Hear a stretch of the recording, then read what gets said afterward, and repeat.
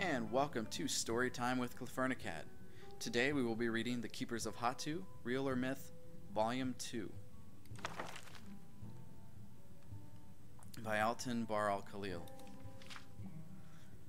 In this second volume, we'll pick right up where we stopped in Volume 1.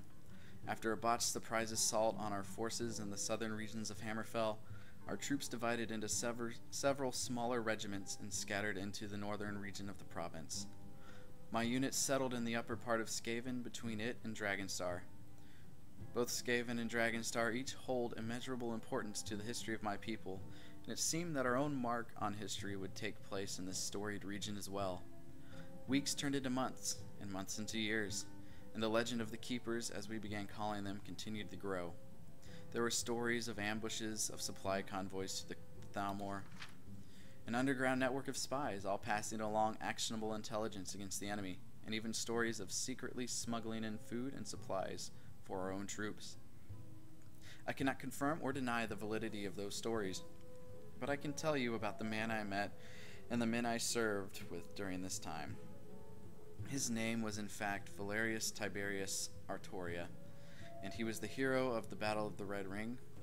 He was also in fact imprisoned by Arundel himself in the Imperial City, and he later escaped, and he and his men found his way to my unit in Hammerfell. We would serve the last few months of that bloody war together, and I can tell you there is no man, alive or dead, that I would more willingly trust with my life. In the closing months of the war, more and more of our remaining forces in the south were forced into the northern region. Some sought the inhospitable but relatively safe desert region, and others joined our numbers south of Dragonstar. But you could feel it in the air and in the trees. There was something epic about to happen.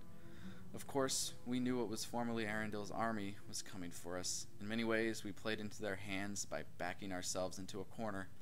But the biggest difference was that his army had been at war for far too many years. They were weary and ready for peace, and we had only two choices: victory or death. Always the scholar, Valerius became a historian of sorts of Redguard lore, and some even said he began practicing the lost arts of the sword singers, but that rumor is unsubstantiated.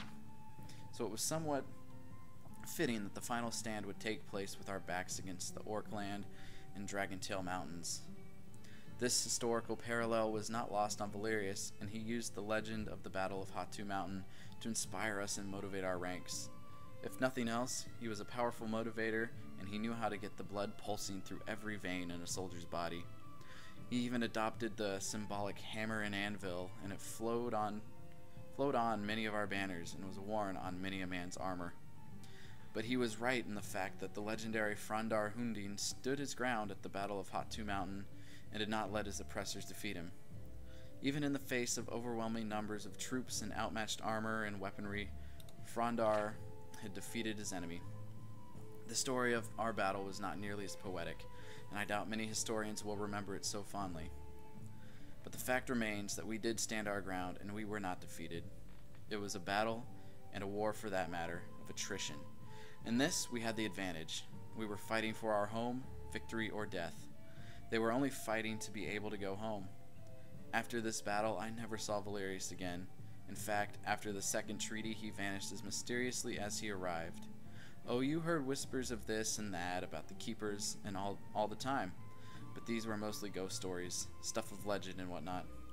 Of Valerius, I can only speak for my part and the small time I knew the man.